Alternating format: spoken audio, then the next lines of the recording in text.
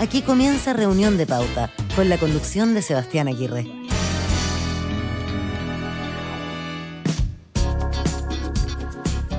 Segundos faltan para las 7 y estamos comenzando esta edición de Reunión de Pauta en este miércoles 3 de noviembre, que ha estado sumamente noticioso, movido esta jornada. Gracias por acompañarnos en nuestra edición. Tomamos la posta después de Pauta Final con la revisión de las noticias para hacer zoom y profundizar un poco en algunos de los temas que están en la agenda por estos días, con fuerte énfasis, por supuesto, en la carrera presidencial, cuando estamos solamente a 18 días de la elección. Es el tema que copa más atención, por supuesto. Y en particular vamos a estar analizando, con los antecedentes que tenemos aquí a primera mano, el hecho de que los candidatos presidenciales, al menos 5, tengan que ir a cuarentena después de que Gabriel Boric diera positivo en el test PCR que se le realizó. Ya que está contagiado, entonces sus contactos estrechos, entre ellos los candidatos presidenciales con los que compartió ayer, tienen que ir a cuarentena. Será nuestro primer tema para abordar con nuestros panelistas. Están conectados ya. Le damos la bienvenida a Magdalena Mervilá, historiadora y directora ejecutiva de Red Cultural. ¿Cómo estás, Magdalena? Muy bien, Sebastián, ¿cómo estás? Gracias por acompañarnos. Aquí, bien. Nicolás Baum está con nosotros, economista, estudiante del doctorado en economía de la Universidad de Massachusetts, Amherst, y director del Observatorio de Políticas Económicas OPES. ¿Cómo está, Nicolás? Gracias por acompañarnos. Siempre le tuve miedo a tu presentación. Hola. Debo reconocerlo. Sí, Massachusetts no, es horrible. Y también está con nosotros Eduardo Olivares, periodista, doctor en Ciencia Política de la Universidad de Manchester, máster en Asuntos Internacionales de la Universidad de California San Diego y editor general de Pauta. ¿Qué tal, Eduardo? Muy bien, hola a todos. Bienvenidos, gracias por acompañarnos los tres. Bueno, en Pauta Final abordamos largamente el tema, tuvimos la posibilidad además de conversar con Enrique París, el ministro de Salud, y confirmaba que efectivamente los candidatos presidenciales que estuvieron en el debate ayer con Gabriel Boric, que ahora ya tiene un PCR positivo, está contagiado de coronavirus, bueno, los otros candidatos que estuvieron tienen que hacer cuarentena, 7 días. Eduardo, ¿cómo cambia esto, este tiempo de la carrera presidencial cuando quedan, como decíamos, 18 días para la votación? Mira, es bien incierto lo que puede suceder. Yo diría varias cosas acá. Primero, hubo varios tweets de los otros candidatos, algunos diciendo, tengo mi PCR negativo, y desinformando, que yo no lo puedo creer, después de casi 2 años, todavía la gente no entiende que si el candidato Boric estaba enfermo ayer en un debate, el PCR de cualquier otra persona no tiene por qué salir positivo, porque quizás fueron contagiados ayer y pasan días antes de que usted empiece a eventualmente enfermarse, si acaso es el escenario. Y era una polémica bien artificial, además, una controversia que no tenía mucho sentido. ¿Quién se hizo el test? ¿Quién es el primero que aparece con el PCR? Infantil, digámoslo, infantil. Y fíjate que de todos los tweets que alcancé a mirar, el que me pareció extrañamente el peor fue el de la candidata a Proboste, porque dio a entender, culpando a Boric, de que por culpa de él ella no iba a poder estar en algunas votaciones. Sí. Culpar a alguien porque tiene COVID, ¿verdad? Que a esta altura de los además tiempos, que era como, apúrese con el PCR. Sí, yo lo claro. tuve en 1 hora. Apúrese, sí. ¿Pero qué le pasó a Yanna? O sea, ¿pero cómo comete un error así, tan infantil? O sea, y ahora sale el PCR positivo y queda en una posición incomodísima. Bueno, ahí tú tienes un efecto posible, ¿verdad? No. Ahora, ¿qué pasaría, sin embargo, si es que el candidato Boric comenzó a sentir algunos síntomas antes? No estoy diciendo que lo que le pasa, ¿ok? Pero digo yo, todos estos escenarios son súper volátiles, pueden cambiar, ¿ya? Entonces, desafortunadamente, el COVID se puede volver material político o de uso político en dimensiones que quizá todavía no somos capaces de prever. ¿Qué pasaría si la salud del candidato Boric tiene un mayor problema que solamente tener el virus? Es decir, es muy abierto, ojalá, obviamente que nadie quiere eso, ¿ok? Pero el escenario es en este minuto como arena movediza. Sí. ¿Ok? Nicolás. No, yo, estoy de acuerdo con Eduardo, es muy difícil saber lo que va a pasar. Ojalá, obviamente, que al candidato Boric pueda regularse rápido, que los otros candidatos y que el resto de los contactos estrechos no tengan un virus, pero de lo poco que sabemos, yo creo que el chapuzón de Yanna Proboste con los tweets de la mañana son realmente desconcertantes, y yo creo que, digamos, una primera derivada es que se le pone muy difícil la carrera por un error, pero absolutamente ¿Tú crees innecesario. Que tiene impacto? ¿Sí? yo creo que tiene impacto porque se muestra primero con una total desinformación respecto a los protocolos, como decía Eduardo, y sin ninguna capacidad de empatía frente a una persona que que no se sabía todavía, pero a esa hora tenía opciones reales de contraer el virus. Entonces, yo creo que eso es una primera derivada que puede tener un impacto real. Y todo lo que esté por pasar, bueno, como decía Eduardo, es arena movediza y bueno, un capítulo más en este guión de las presidenciales que la verdad es que ha sido increíble. Impresionante, ¿eh? Impresionante. Un amigo mío publicaba en Twitter y le encontraba toda la razón, ¿no? Habrá mucha noticia, mucho revuelo, pero aquí uno nunca se aburre en Chile, ¿eh? Como que siempre hay algo, algún tema. El que se aburre tragicómico, quiere, ¿verdad? ¿no? Pero siempre hay alguna cosa en la carrera presidencial que hace noticia. Magdalena. No, de hecho está tan, digamos, acelerada la actualidad, que yo hoy día tuve clases todo el rato y acabo de terminar clase y algo había visto, pero como que en ese poco rato de un par de horas pasan demasiadas cosas. Y entonces las opiniones cruzadas, que yo estoy de acuerdo con Nicolás, que los comentarios son como, bueno, ya lo habíamos visto, que ¿se acuerdan cuando yo dije que esto era como si tuviéramos a los candidatos jugando un juego de mesa? Y las actitudes de cada uno son como bastante predecibles. De hecho, cuando uno juega juegos de mesa con amigos, uno sabe cómo se van a portar. Y uno sabe que algunos son picados. Y es más, uno hace cosas para que se piquen. ¿Ya? Y ya nadie ha mostrado que es la picada. Y entonces tiene esas actitudes que tiene la razón, Nicolás, son súper infantiles. Pero ella tiene eso que uno diría, da lo mismo. No da lo mismo, porque muestra que tiene un descontrol.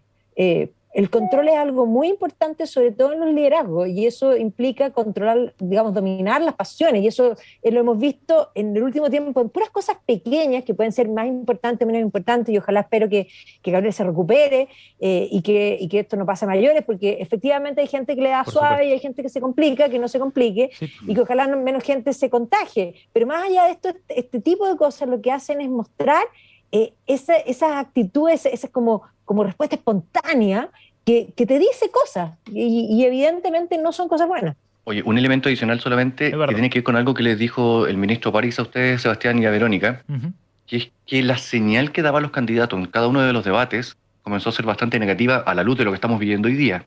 Porque sin mascarilla, tú das el ejemplo de que se acabó el problema, ¿verdad?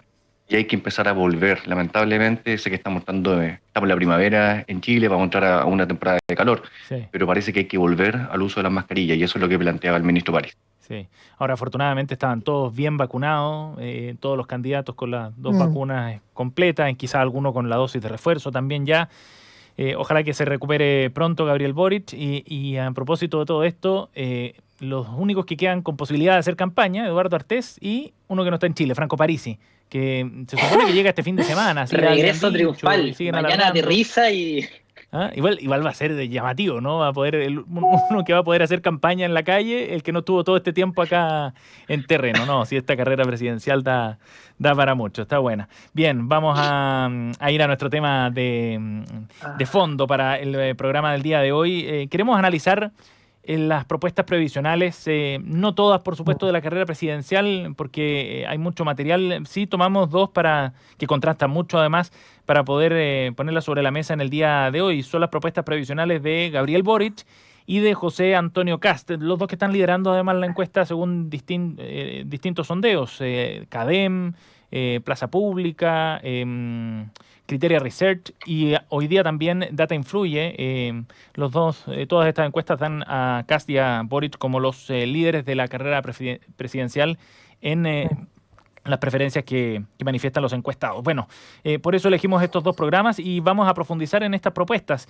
Hay mucho detalle, pero partamos por la de Gabriel Boric, que yo creo que es bueno dividir las dos conversaciones y hacer un análisis por separado para claridad de nuestros auditores también. La de Gabriel Boric fundamentalmente plantea un modelo futuro con un nuevo sistema de pensiones sin la presencia de las AFP, con mayor cotización, llegaría a un 18%, con cargo al empleador, así lo plantea el programa, ya lo podremos analizar en detalle.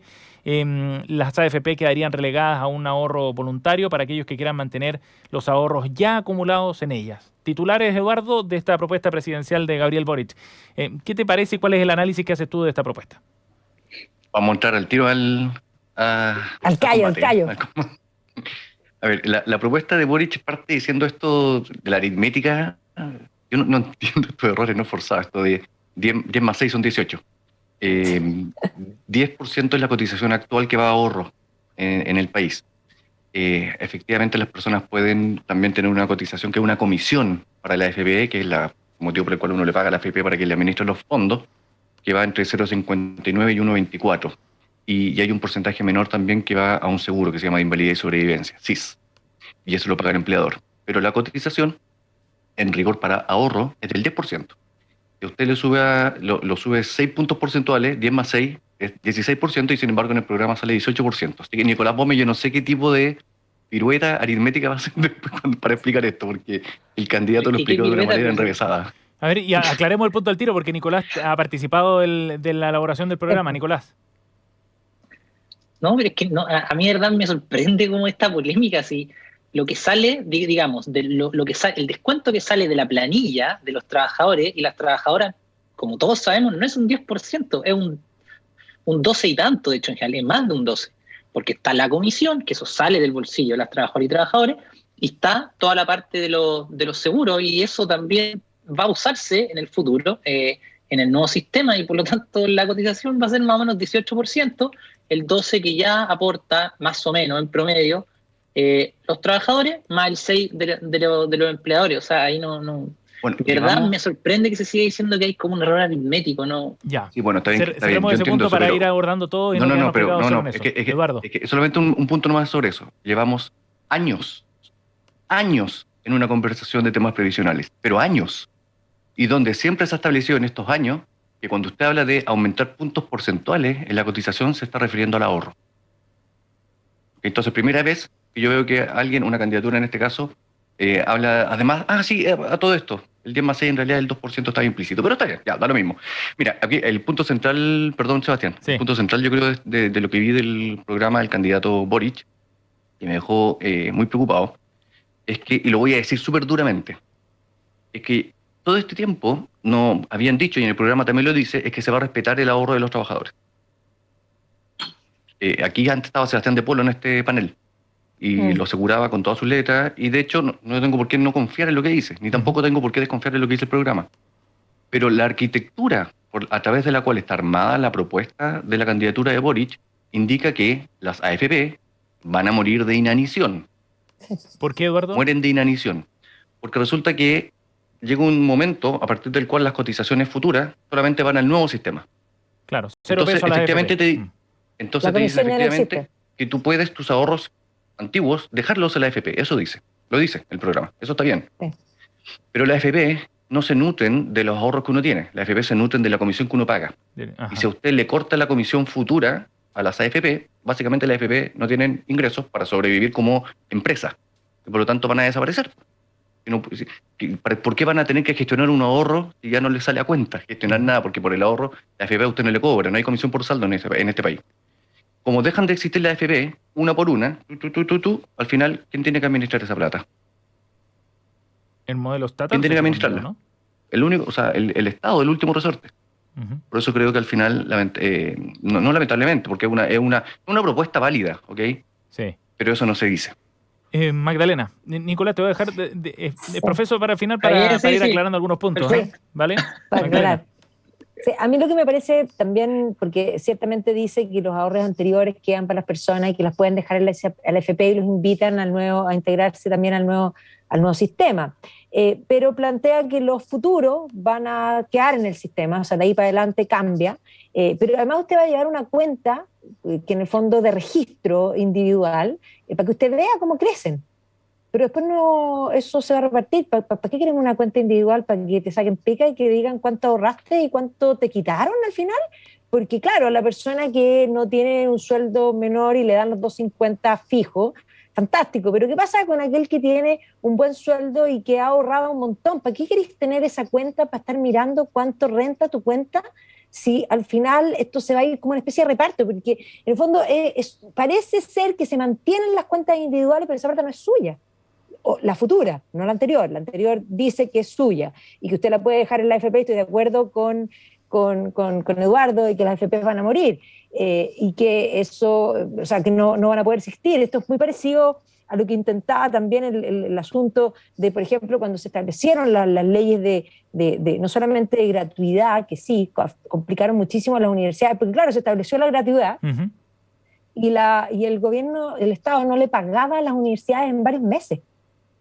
Y entonces al final lo que buscaba ese asunto era terminar por inanición, y eso les encanta, decir que nosotros no terminamos, quebraron solos. Bueno, por supuesto, pero si nadie puede resistir que no te paguen, pues. Y, Magdalena, y entonces el objetivo final de la propuesta, ¿cuál es? Siempre ha sido eliminar la AFP, porque aquí hay un sentido ideológico profundo, porque la gran pregunta aquí, dicen, la AFP le echan toda la culpa. La AFP tenían un mandato que era administrar los fondos de las personas y hacerlos crecer. Y cuando uno ve lo hicieron, y lo hicieron muy bien, porque el 70% de la plata que tiene la gente que ha ahorrado, porque hay gente que ha ahorrado más, hay gente que ha ahorrado menos, hay gente que tiene laguna, pero eso no es otro problema. El 70% de la plata que la gente tiene era precisamente rentabilidad. Por lo tanto, las AFP no lo hicieron mal. Sin embargo, las convirtieron en el demonio, y las convirtieron en el demonio porque son el corazón del mercado de capitales. Y básicamente lo que se quiere encargar aquí no es el sistema, no quieren mejorar necesariamente el sistema de pensiones, porque básicamente esto se podría haber hecho con el 6% adicional, que fuera un reparto garantizando los 250 planos, y eso se podía hacer, pero manteniendo las cuentas individuales íntegras de las personas, porque es justo, y aquí es súper claro, porque dentro del programa hay varias cosas que hablan de justicia, pero son muy injustas, porque la justicia es darle a cada uno lo que es de propio suyo, y por lo tanto, cuando nosotros decimos, vamos a condenar el CAE, vas a condenar el CAE a los deudores, y a los que pagaron, a ese no les vas a devolver la plata. O sea, en este país, aquellos que cumplen y pagan, se los castiga, y aquellos que no pagan, porque podría haber un caso de socioeconómico muy similar, de uno que en vez de pagar el CAE, usó la plata para otra cosa. O sea, lo mismo cual, puede haber sido de viaje, puede haber comprado otra cuestión, pero hay una familia que decidió no hacer esos gastos y pagar sus deudas. Bueno, a esa familia la vamos a castigar, porque en este país a que los que cumplen se los castigan y a los que no se los premia. Es súper raro, es súper injusto el programa, me parece. Nicolás Gómez. Hay varias cosas. Voy a tratar de ir de a una. Primero, yo creo que hay una cosa que es súper clara, que se vuelve a ratificar en el programa, y que es que la propiedad de los trabajadores y las trabajadoras sobre su dinero acumulado en la cuenta individual va a respetarse, y por lo tanto va a generarse un proceso de que cada uno finalmente va a decidir qué hacer con su plata, si es que ingresa al nuevo sistema, o si es que la mantiene. Efectivamente, la mantiene, digamos, en las cuentas individuales actuales. Efectivamente, nadie va a administrar, digamos, la plata por la buena onda, y por lo tanto va a haber que generar una institucionalidad para eso, pero eso no es un desafío técnico tan grande. Luego, respecto al nuevo sistema, yo quiero partir diciendo que hay que hacerse cargo de una cosa, y todas las candidaturas deberían hacerse cargo de algo que la de CAS no hace, y que es que hay que subir las pensiones. Y hay que subir las pensiones en el futuro, pero hay que subir las pensiones también en el presente. O sea, nosotros no podemos esperar 40 años para que vaya aumentando una tasa de cotización y que entre medio no sé cuántos estallidos sociales tengamos para que después tengamos mejores pensiones. No. Hay que generar un nuevo sistema que permita mejorar las pensiones hoy. Y eso tiene que ser una prioridad central. Y esa es la prioridad central de la propuesta que se ha generado desde la candidatura de Gabriel Boric, que aumenten las pensiones tanto hoy como en el futuro. Para eso hay dos elementos que van a permitirlo fuertemente. Primero, es un aumento importante de la pensión básica, y en realidad eso es un nuevo instrumento porque es una pensión básica que es universal para todas las personas, de 250.000 pesos, y que es una cosa que sale 100% de la población, y que eso es una cosa que sale bien cara, que no es fácil de hacer, sale más o menos 2 puntos del PIB, y que va a financiarse con una reforma tributaria en los términos que todo el país conoce. Eso, punto uno. Y segundo punto, efectivamente, en el pilar contributivo es necesario, digamos, reconocer que ha habido un daño previsional generado en los últimos 40 años porque hemos tenido un muy mal sistema de pensiones. Y por lo tanto, es necesario que en el pilar contributivo eso se reconozca, y por lo tanto, parte de los flujos en ese pilar permitan, digamos, paliar esta situación y mejorar las pensiones hoy. Esto ¿Qué parte hacia de el esos futuro... flujos? Un tercio, ¿no? Un tercio, ¿cierto? Un tercio, más o menos. Lo que estamos planteando es que un tercio más o menos de los nuevos flujos de este 18% permiten mejorar las pensiones actuales y luego también 2/3 va, digamos, sumándose en un fondo de capitalización. Esto implica que va a haber una propiedad, por supuesto, sobre un derecho exigible y contabilizable, absolutamente, que son las futuras pensiones, y por lo tanto, en realidad, todas las personas en el nuevo sistema van a tener mejores pensiones que las que hubieran tenido si es que nos hubiéramos mantenido en el status quo, tanto hoy día como mañana. Y yo creo que esto es muy importante hacer énfasis porque me parece que la discusión se ha ido desviando. Hay otras cosas que son importantes, está claro, pero lo más importante es, ¿van a mejorar las pensiones hoy día y en el futuro? Esa es la pregunta que tienen que responder las candidaturas. Y yo creo que acá hay una propuesta muy clara de mejora de las pensiones con sostenibilidad hoy día y en el futuro. Ajá. Magdalena. A ver, una pregunta, primero, Nicolás. Tú dices entonces que en el futuro, porque está bien, yo entiendo que en el pasado, o sea, lo que has ahorrado ahora, hasta ahora, antes de que cambie el sistema, es tuyo. La pregunta es, en el futuro, lo que cada persona es propiedad de ellos, ¿puede heredárselo a sus hijos? Porque si no, no es propiedad de ellos. Es una pregunta. Es una pregunta importante, porque si no, no hay propiedad. Porque hay distintas definiciones, pero lo importante es que hay una... No, defíneme propiedad primero. Propiedad sobre un derecho exigible. Y que se va a contabilizar. No estoy hablando de derecho, estoy hablando de propiedad. Si tú eres propietario, si yo soy propietaria de este cuaderno, ¿no? De este cuaderno, yo se lo puedo dejar a mis hijos, porque es mío, y va a ser mío y después de mis hijos, y puede pasar y demás, puedo escribir algo, puedo tener una casa, puedo tener una lámpara, puedo dejarle un computador. Entonces, eso es propiedad. Lo otro no es propiedad, es por mientras usted vive, y por lo tanto, cuando usted no viva, ya no es suyo, va a ser de todos. Ese concepto colectivo, pero por eso es la pregunta, ¿es propiedad o no es propiedad? Esa una dimensión y no sé, ¿es la única? El tema de la herencia, no es la única. Para nada, de hecho, no. Entonces, de hecho, ¿tu casa es tuya, la quieres heredar o la quieres donar también? Pregunto, porque entonces estamos hablando de propiedad, estoy hablando del concepto. En mi caso personal, no entiendo. En mi caso personal, pero si la cuestión creo que no es es mi hijo, entonces no sé, pero si la propuesta, si sabemos que no puede heredarse, entonces ya, por eso, hay que hacer una respuesta clara. Es que eso es súper importante. La respuesta ¿es tuyo o no es tuyo? Porque si es tuyo, tú lo puedes heredar. Yo puedo hacer con lo mío lo que yo quiera. La pregunta es, hoy día la gente sabe que puede sacar sus recursos. Es que no hay un derecho que es exigible, que está claramente contabilizado en cuentas individuales, y por lo tanto hay una propiedad sobre ese derecho exigible. Para pensión. ¿Y cuando me muera, se la puedo dejar a mis hijos? Pero a ver, o sea, hoy, de hecho, cuando las personas se pensionan, la mayoría de ellas ponen su plata en una renta vitalicia. O sea, no todas, eso no es verdad. Eso no es verdad.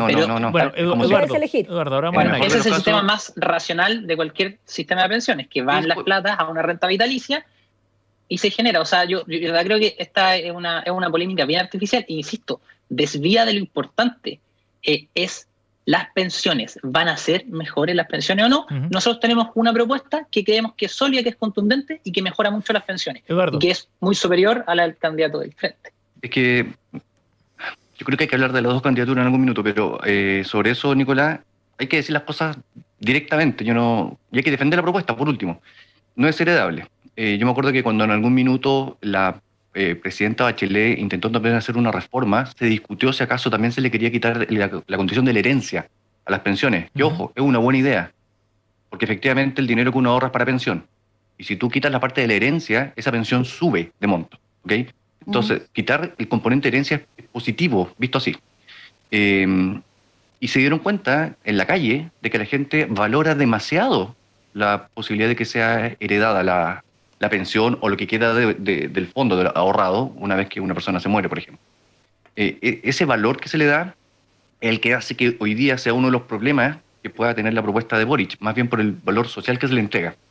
Y yo creo que hay que decirlo nomás. No veo pecado en decir que esta es la propuesta y hay que defenderla, si fuera el caso. Creo que ese es el punto respecto de la herencia. Efectivamente se perdería en la propuesta de Boric.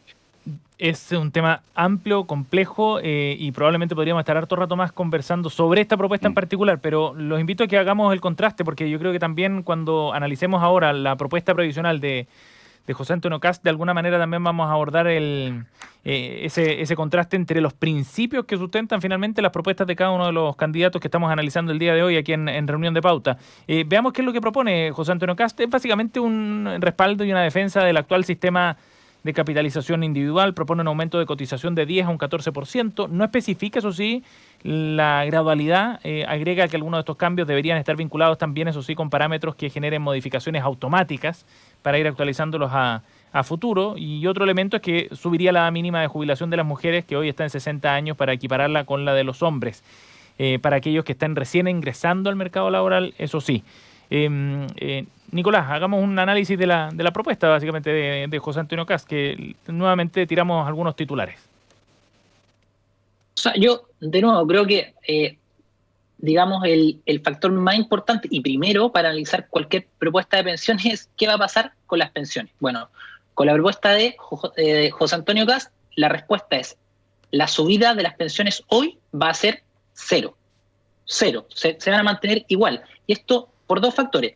Primero, efectivamente todo lo que se plantea de cotización adicional, que no sabemos en cuántos años va a ser, pero toda la cotización adicional se mantiene en cuentas de capitalización individual, por lo tanto, actuales pensionados no reciben un incremento. Las personas que están próximas a jubilarse, digamos, en las cohortes que están a 5, 10, 15 años de jubilarse, van a recibir un aumento muy, muy, muy pequeño.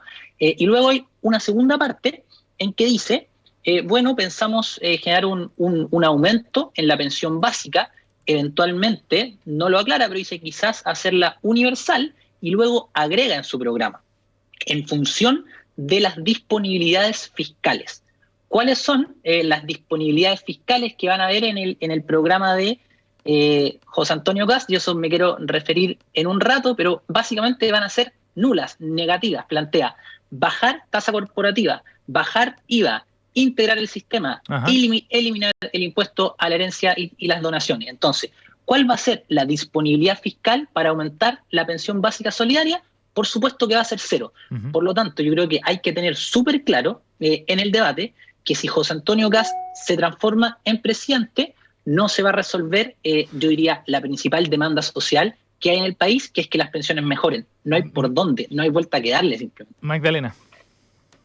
Yo creo que el poner que de la medida de la disponibilidad de los recursos es el primer sentido de realismo, porque efectivamente el programa de Boric promete muchas cosas y suena muy bien, pero la gran pregunta realista es cómo la va a pagar y cómo va a sostener un programa sostenible en el tiempo. Lo sostenible implican que los ingresos sean condicientes a los egresos, eso está claro. Entonces dice, ellos supone el programa que va a haber una reforma tributaria y que la gente va a estar feliz pagando los impuestos. No supone que hay gente que va a decidir trabajar menos para pagar menos, porque es lógico, eso es súper lógico, es natural.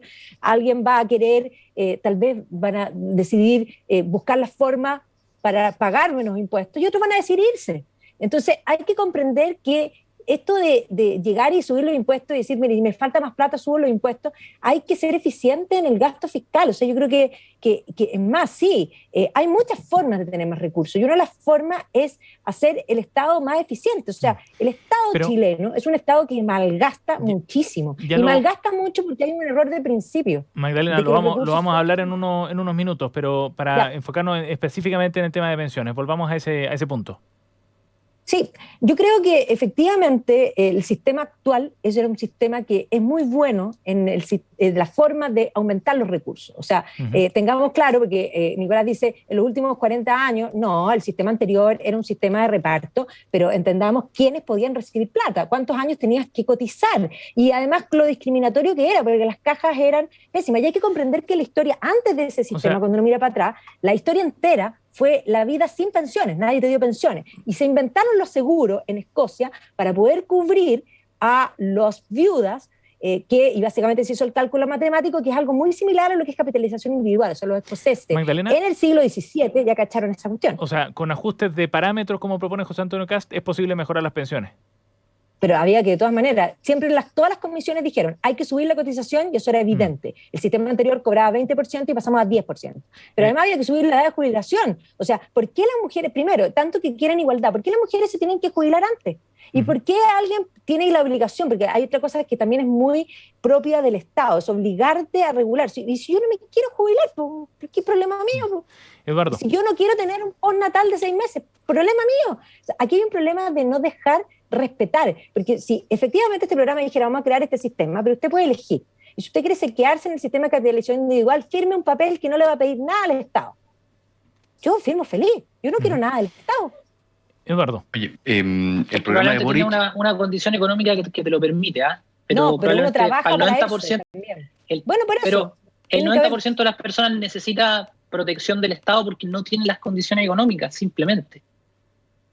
Pero no dan la opción, eso es lo que digo, no hay opción. El programa de Boric dedica 4 páginas y media específicas a hablar del tema previsional, de las 227 que tiene. El programa de Kast dedica, de las 204 páginas que tiene, dedica 7 páginas. O sea, en términos proporcionales dedica más. Ahora, lo que hace el programa de Kast, grosso modo, es justificar el actual sistema. O sea, grosso modo, el programa de Kast dice, queremos seguir con el actual sistema, con, obviamente, modificaciones, porque si no, ¿para qué voy a escribir 7 páginas, cierto?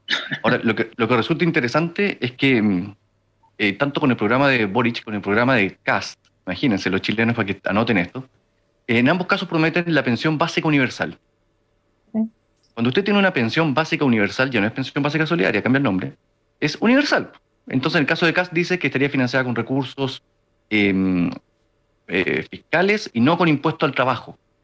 Está diciendo que esto no va a salir del esquema intrageneracional, sino que directamente, supongo yo, en el caso del empleador. Claro. Beneficiaría, dice, a todos los residentes mayores de 65 años, pero no dice cuánto. Sí. El programa, después yo sé que algunos integrantes del comando han definido montos, pero el programa no dice cuánto ascendería la pensión básica universal de Kast. Y a mí lo que me llama la atención es que cuando usted dice que es universal es para todos, como dijo Sebastián en algún minuto. Es decir, tanto con Boric como con Kast, si se aplicara el programa como está, le darían una pensión básica universal, por ejemplo, a Andrónico Luksic, que hoy día tiene 67 años. ¿Okay? Y lo que a mí me llama la atención también del programa de Kast es que no hay cálculos. No hay cálculos de costo fiscal, no hay cálculos de transitoriedad, no hay cálculos de sostenibilidad. Es decir, cuando se indica esto de que en la medida en que disponga los recursos, bueno, yo es mínimo que esperaría que un candidato proyecte cuánto costaría eso, ¿ok? En el programa que le está ofreciendo a los chilenos, nada de eso existe. En el programa de Kast tampoco. Y por lo tanto, adolece en ese caso de algunos parámetros que vamos a ver después, en la parte más económica que va a tener Nicolás, de criterios desconocidos. Sí. Son algunas de las propuestas que estaban en el programa, que fue bajado del sitio. De todas maneras, ustedes lo pueden encontrar en Pauta. En pauta.cl hicieron una nota nuestros compañeros del equipo de política, Eduardo Olivares entre ellos, de análisis del programa de José Antonio Kast. Harta hora me demoré, te voy a decir ya. Y hábilmente lo alojaron en un PDF en el sitio y el servidor de Pauta, así que si alguien quiere echar un vistazo, puede hacerlo. Está disponible el programa de José Antonio Kast con el detalle. Son las 7:32. Nos queda pocos segundos, Nicolás, como para redondear las ideas sobre este tema. No, yo solo volver a redondear. Sí. Efectivamente, como dice Eduardo, no hay ningún cálculo de sostenibilidad financiera en el programa de Kast, pero lo que claramente hay es muchos menos recursos para el Estado. Y como ellos mismos dicen que esto va a ser en función de la disponibilidad fiscal, es absolutamente imposible que, dado lo que ellos mismos plantean en el programa, aumenten la pensión básica universal. Eso es una promesa que ni siquiera se comprometen mucho, pero que no tiene ninguna condición de posibilidad. Entonces hay que asumir que las pensiones van a seguir siendo igual nomás. No hay ninguna posibilidad de que eso sea distinto en los términos que está en el programa de José Antonio Kast.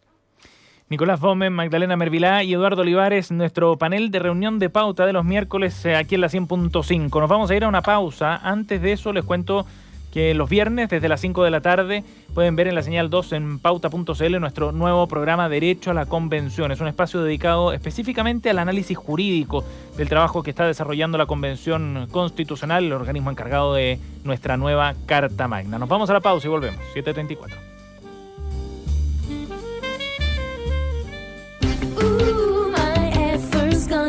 Tú sabes sabes que hay muchos ingenieros especialistas, ¿verdad? Ingenieros industriales, ambientales, comerciales, informáticos, agrónomos. Y sabes que hay muchos bancos, pero hay bancos y bancos. Banco Internacional es un banco especialista, con soluciones precisas y a la medida, porque si de tu empresa se trata, es tu mejor elección. Banco Internacional, expertos en banca empresa. Contáctanos en bancointernacional.cl o al 600-363-5000. Infórmese sobre la garantía estatal de los depósitos en su banco en www.cmfchile.cl. Chile se está reactivando. Llega Expo Construye Online, el evento de la construcción que mueve al país, del 9 al 11 de noviembre.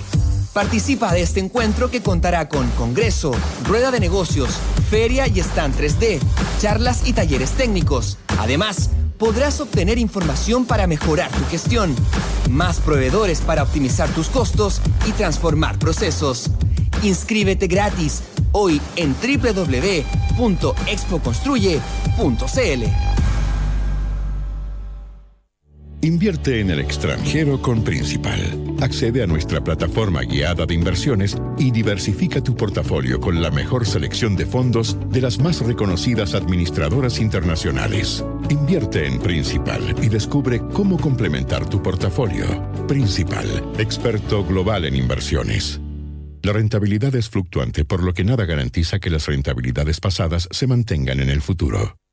Porque cuando dos grandes se juntan, solo cosas buenas pueden pasar. Clínica Red Salud Vitacura e ISAPRE Colmena se unen por tu salud y la de tu familia para entregarte mejores beneficios. Por eso, si eres Colmena, puedes acceder a beneficios exclusivos y excelentes coberturas en Clínica Red Salud Vitacura. Entra a redsalud.cl y descúbrelos. Red Salud. Mejor salud para Chile.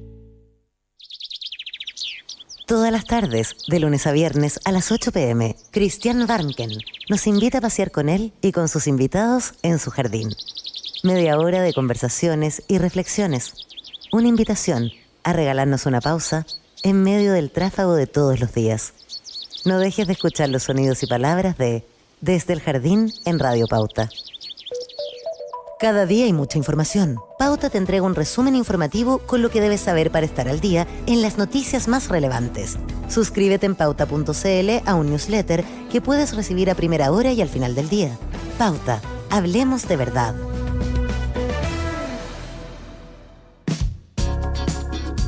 Actualidad, conversación y análisis con punto de vista. Estás en Reunión de Pauta.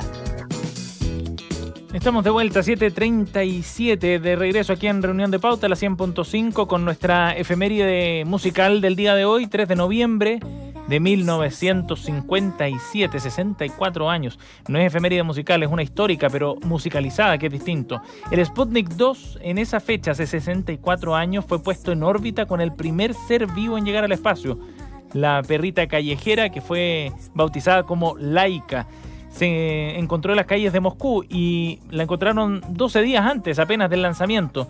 Los científicos soviéticos, en plena Guerra Fría, tomaron la decisión de encontrar a candidatos para astronauta entre estos perros callejeros, porque consideraban que estaban preparados para afrontar situaciones más extremas, como las que se enfrentarían ahí fuera de órbita. Después del lanzamiento, el gobierno soviético se dedicó a informar sobre la salud de Laika, señalando que se encontraba viva, y daba incluso pie a considerar a Laika como potencial regreso a la Tierra. Sin embargo, días después se señaló que había sido sacrificada en órbita, según la agencia soviética, por motivos de humanidad. Así lo definieron. Bueno, nosotros estamos recordando aquel hito de la carrera espacial en plena Guerra Fría, escuchando Laika, la canción del grupo Mecano. Eduardo. Mecano. Esa perrita murió de hambre, de shock, de ataque cardíaco, de radiación o quemada. Vaya a saber uno, pero ¿no? ninguna de las historias lindas que contó la Unión Soviética es cierta. No, claro.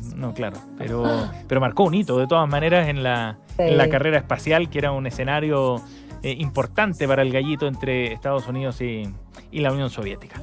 Bien, estamos aquí en Reunión de Pauta junto a Eduardo Olivares, Magdalena Mervilay y Nicolás Bome para analizar otros temas, las noticias coladas de nuestros panelistas. Magdalena nos propone analizar algunos detalles del perfil del votante de José Antonio Kast. ¿Quiénes son los que están detrás de José Antonio Kast, que ha repuntado muchísimo en las últimas semanas, Magdalena? Sí, a mí lo que me llama la atención de las últimas encuestas, porque yo no, más allá de que uno se rija o no, que es una foto en el momento, pero es bien interesante entrar en otros doble clic de lo que trae la encuesta, porque todos miran quién va primero, quién pasó a qué, en cuántos puntos, en fin, y la primera vuelta y la segunda vuelta.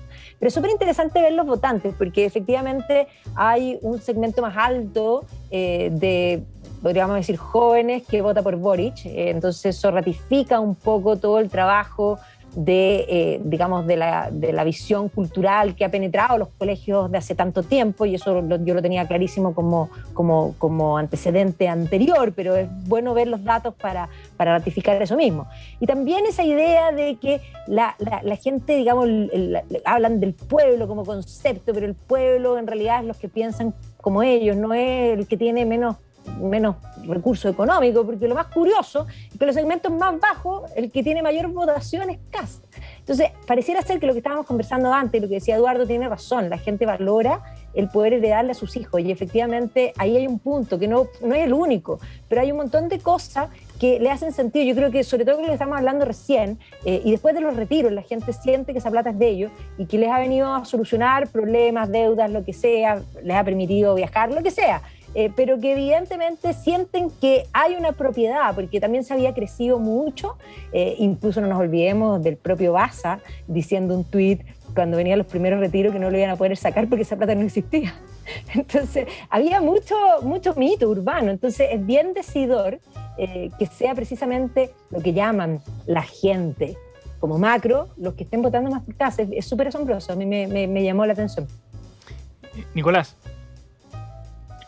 A ver, yo primero las encuestas las tomo con bastante escepticismo, tienen una tasa de respuesta de menos de 20%, por ejemplo, y efectivamente ya cuando uno trata de abrirla por distintos segmentos, ya sea socioeconómicos, ya sea por edad, la verdad es que yo creo que realmente el instrumento no da en términos estadísticos, no tienen representatividad para poder hacer como ese análisis tan fino. Entonces yo la verdad soy bien escéptico. Ahora hay dos cosas que son ciertas. Una es que la derecha históricamente ha tenido una votación importante en las clases populares, particularmente el modelo de la UDI popular en los últimos 30 años ha sido bastante efectivo en eso. Lo otro sí es que ese voto se vio muy menguado en el último ciclo electoral. O sea, si uno ve el apruebo-rechazo y si uno ve las elecciones constituyentes y municipales, la verdad es que sí, ahí, digamos, hubo un factor de clase muy fuerte en la votación de la derecha. Entonces, efectivamente, vamos a ver si es que José Antonio Kast es capaz de recuperar al menos una parte del electorado de los sectores populares que claramente perdió la derecha en la elección. Yo no tengo una respuesta. Yo no creo que estas encuestas den muchas luces sobre ello. Yo creo que va a ratificarse una tendencia similar a la que tuvimos en las últimas elecciones de mayo, pero bueno, sin duda eso está por verse. Eduardo.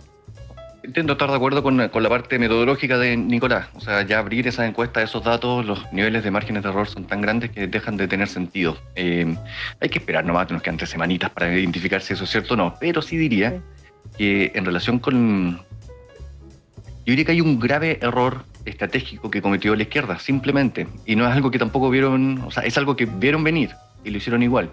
Al incentivar las políticas de retiro, crearon una sensación en buena parte de la población de todo tipo de estratos sociales de que ese dinero era propio, ¿cierto? Efectivamente la plata existía. Una vez que la plata la tienen en el bolsillo, somos humanos, ¿ok? Comenzamos a sentir, por lo tanto, la sensación de que no tiene por nadie por qué quitarla. Y cuando vienen propuestas como la que comentábamos en el primer bloque, hay una cierta sensación de que ese podría ser el escenario en el futuro. O sea, en el futuro, lo que una candidatura como la de Boric tendría que reconocer, ojo, la de Boric, la de Proboste y la de otros candidatos tendría que reconocer, es que nunca más va a poder haber un retiro en la vida ante una futura crisis como esta de la pandemia. La respuesta yo sé que va a ser, sí, no va a haber necesidad de hacer retiros porque el Estado va a estar allí para apoyar. Pero si ese hubiese sido el discurso impajaritable de la izquierda diciendo y exigiendo al gobierno de Piñera desde siempre, es el Estado, los chilenos no tienen por qué pagar por su propio rescate y por lo tanto no apoyamos la idea de los retiros, otra historia podría estar cantando ahora. Vamos a la siguiente noticia colada para seguir en el ámbito de la carrera presidencial. Nicolás Bomé nos propone hablar del programa presidencial de José Antonio Kast, de un punto súper específico de las propuestas tributarias que ha planteado Kast y la sostenibilidad fiscal de ese programa. En base a un análisis que hizo el economista Francisco Meneses, Nicolás Bomé nos invita a analizar el tema. Nicolás. Sí, primero un muy interesante análisis de Francisco. Yo creo en todo caso que Francisco se queda corto. Mirando el programa muy rápidamente, tenemos eliminar contribuciones, herencias y donaciones. Eso es más o menos 0,5 del PIB. Impuestos negativos a la renta, menos 1 punto del PIB. Rebaja de 19 al 17, es del 19 al 10. Miren el programa, esos son como menos 3 puntos del PIB. Tasa corporativa de 27 a 17%, más o menos 2 puntos del PIB. Integración del sistema, medio punto del PIB.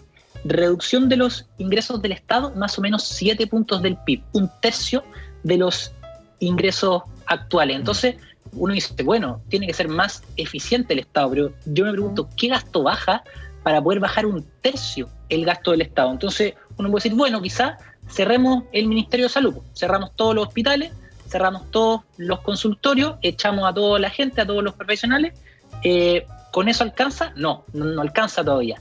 Adicional a eso, habría que más o menos cerrar la mitad de los liceos públicos y la mitad de las universidades públicas, y ahí más o menos empieza a cuadrar la caja con la propuesta tributaria de José Antonio Kast. ¿Para qué vamos a hablar si después hay que aumentar pensión básica solidaria? Eso es totalmente imposible.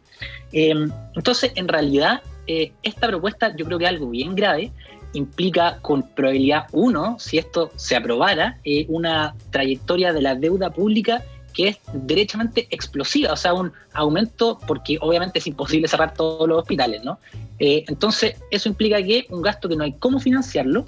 Eso implica inestabilidad económica, aumento de las tasas de interés, depreciación del tipo de cambio, etcétera, etcétera, etcétera. Entonces yo, para terminar, de verdad haría un llamado a las secciones económicas de la prensa que con el programa de Boric nos revisan hasta la coma, y está bien que lo hagan, pero que discutan esto también. Entonces, un llamado al Pulso, Economía y Negocio del Mercurio, el Diario Financiero, vamos a ver estos números, o quizás también a pauta.cl. Yo creo que es una brutalidad proponer esto desde un candidato presidencial que quiere realmente llegar al gobierno. Eduardo. Bueno, en pauta.cl, señor Bomé dice que no hay referencia alguna basada en supuestos que se encuentren en la literatura cuando se habla de que el programa de Kast pretende que por reducir impuestos va a crecer de manera inexplicable a tasas de entre el 5 y el 7% anual. Entonces, espero que eso responda a su inquietud. Perfecto. Okay. Responde. Yo llamaba a los otros medios, esa última era para... No, pero ¿para qué la lanza? Pues ya. Perfecto, sí, tienes razón. Está bien.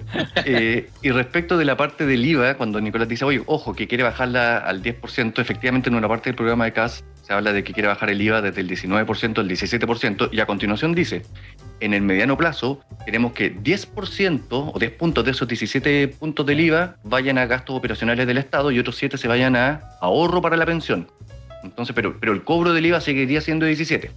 Habiendo dicho eso, en general yo creo que hay una crítica súper explícita de que efectivamente hay mucho de pensamiento mágico en el programa de Kast. Es decir, se plantean algunas reducciones de impuestos que son drásticas, porque habla de todos. O sea, bajemos todas las contribuciones de bienes raíces, quitemos todos los impuestos. Y no habla de transitoriedad, no habla de gradualidad alguna, efectivamente no tiene detalles.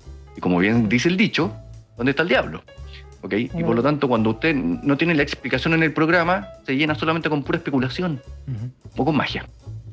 Magdalena. Sí, a ver, una cosa bien importante es ver también la experiencia histórica de políticas como esta, porque más allá de que suena como realismo mágico, hay una cosa bien importante económica. O sea, así como el programa de Boric lo habían planteado, digamos, no lo digo yo, lo dijo en el fondo, lo dijeron partes de su propio equipo, que sí, el programa no es pro crecimiento. Y por otro lado hay que entender que el programa de Kast sí es pro crecimiento, en el sentido, yo por eso digo, miremos las alternativas históricas. O sea, cuando uno ve lo que sucedió, por ejemplo, en Estados Unidos, cuando el propio Reagan hizo medidas como esta en el Reaganomics, el país creció muchísimo. Claro, algunos dirán, bueno, es que se creció la desigualdad, en fin, pero la gente no se muere de desigualdad, la gente se muere de pobreza. Y es un poco lo mismo que pasó con el caso del gobierno de la Thatcher, que también tomó medidas un poco como esta y hizo el boom de Inglaterra, y venía de un socialismo endémico que con unos déficits tremendos, y claro, o sea, aquí hay un montón de cosas que son recetas ya hechas y que han resultado efectivamente, porque una cosa, o sea, cuando tú dices no es crecimiento al principio, pero después va a ser, pero después ¿qué importa? Si el que iba a invertir ya no invirtió en Chile, se fue.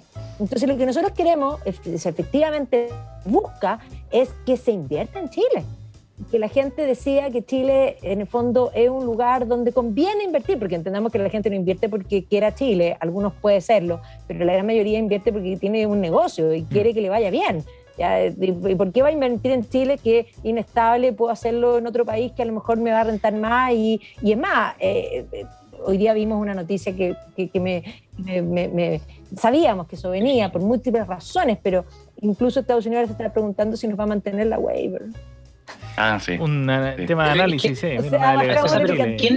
¿Quién va a invertir en un país quebrado? Si esta propuesta tributaria va a hacer quebrar al Estado, no va a invertir nadie. O sea, esto va a ser una crisis, una catástrofe macroeconómica si se llega a aplicar. No es cierto que sea sostenible hacer esto y por arte de magia, crecimiento y todo bien. No se puede. Se puede. Vamos a la siguiente. Tampoco alguien va a estar muy interesado en invertir el Estado si usted deja morir por inanición a una empresa que durante años se le establecieron determinadas reglas del juego.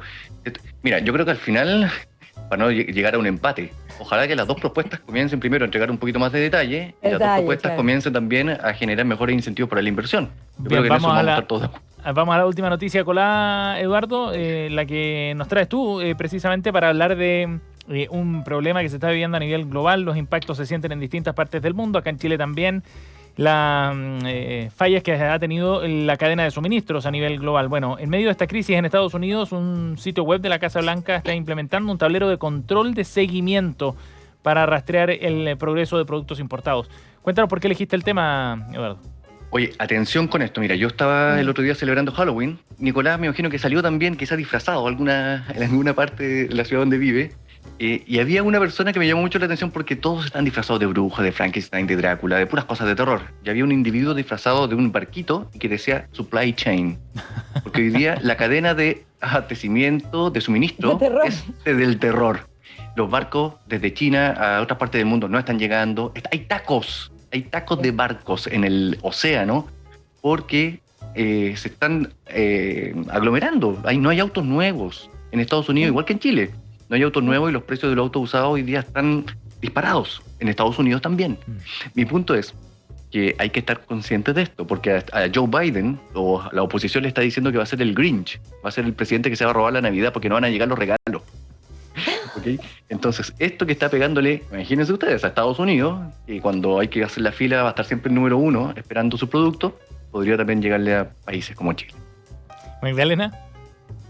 No, tremendamente importante, o sea, es decir, o sea, esto que estamos viendo, que además si uno lo ve a nivel global, por ejemplo, el mismo COVID y la situación, en el caso británico, viste que no solamente era el tema de los barcos, sino que además no tenían mano de obra para los camiones ni para las distintas cosas, y eso en el fondo va a acelerar también montones de cambios que probablemente van a llevar a una automatización mayor, y que va a generar, porque es necesario que la cadena, y además nos acostumbramos a que la cadena sea rapidísima. Claro. Y por lo tanto eso es lo que van a tener que ir mejorando sin lugar a dudas. O sea, se viene un cambio que, ojo, va a traer súper harto desempleo, ténganlo súper claro. Nicolás, lo último, en un minuto, porfa. No, menos todavía. Yo, o sea, de acuerdo con todo lo que dicen, y hay un punto acá, inflación. Si esto es una de las cosas que está empujando la inflación en el mundo, en Chile y en el mundo, y eso sigue así. Y eso es algo que hay que tenerlo muy, muy, muy presente cuando miremos la macro en todas partes del mundo. Es un ajuste bien complejo. Muy difícil, muy difícil. No se ve una solución tan rápida, pareciera. Estamos con Nicolás Bome, Eduardo Olivares y Magdalena Mervilá en reunión de pauta. Antes de irnos, en nuestro último bloque de los datos y recomendados que nos traen nuestros panelistas. Alguna serie, un libro, alguna película, un sitio, lo que ustedes quieran. Magdalena, ¿cuál es tu dato para hoy día? Mira, yo traje un libro que volví a él, este es Götz de Moumoth, en la vida de Merlín. Es que estoy trabajando nuevamente la leyenda artúrica y este es un librito súper chico, pero cuando digo chico, enano, es como para leérselo así, como en el auto, en una pasada. Y la verdad es que ahora que volví a él, porque tenía que hacer un curso, esta historia es lo más fascinante que hay, porque esto cuenta la historia del mago Merlín, que es hijo de una niña que era buena, pero de un demonio. Y un demonio que la viola, y ella reza, y el niño entonces nace, no digamos que Merlín es enteramente bueno, hijo de un demonio es, pero tiene poderes. Götz de Moumoth inventó la leyenda artúrica y inventó también a Merlín. Súper recomendable, Merlín fascinante siempre. Buena recomendación de Magdalena Mervilá. ¿Eduardo? Bueno, yo tenía otro dato, pero por culpa de Nicolás Bome acabo de actualizar mi dato. Entonces voy a recomendar que por favor visiten 2 artículos, entre los cuales además colaboré yo, sobre un resumen de los programas presidenciales de José Antonio Kast y de Gabriel Boric. Es un resumen, señores, ok, no esperen tener todo, pero imagínense resumir más de 800 medidas que tenía el señor Kast en su programa, imposible. Pero lo más importante está allí, están sobre todo con una lupa respecto de las propuestas que hacen en materia de sistema de pensiones, de los programas desde el punto de vista tributario y otro tipo de cuestiones relevantes que hay en las candidaturas presidenciales de ambos. Bien, buena recomendación. En pauta.cl, por supuesto. Nicolás. Yo voy a recomendar un libro que a esta altura ya es clásico, que es de fines de los 90, pero que yo me lo estoy leyendo ahora y que me parece que está muy interesante. Un libro de Jared Diamond que se llama Armas, Gérmenes y Acero. Breve historia de la humanidad en los últimos 13.000 años. Este es un libro que además lo traje porque imagino que a Magdalena le podría gustar y como yo sabía que hoy día no íbamos a pelear harto, yo creo que este puede ser un libro interesante. Básicamente busca responder la pregunta ¿por qué fueron los europeos los que fueron capaces de dominar y conquistar el mundo desde hace 500, 600 años a esta parte? Hace un análisis muy detallado, muy interesante. Hay algunas cosas que están desactualizadas porque ya han pasado más o menos 25 años. Sí. Ha avanzado un poco la investigación histórica en este respecto, pero sigue siendo un libro muy entretenido, muy interesante y de repente para salir un poco de la coyuntura y pensar como con una perspectiva de más largo plazo, muy entretenido, está muy interesante. Sí, y lo logra muy bien, Diamond, ¿eh? Magdalena, ¿te lo leíste? Ya parece.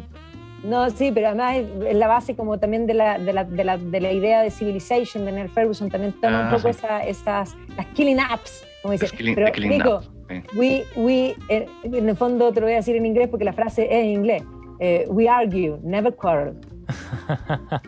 Está buena la declaración final para cerrar este capítulo de Reunión de Pauta. No hay una distinción en el término en español, por eso no es que yo quiera decirlo en inglés por ciútico, pero en español la palabra pelear es para las dos. No, y nosotros peleamos aunque discutimos, y aquí no, por un fondo discutimos, pero no peleamos. Y además suena mucho mejor en inglés, mucho mejor.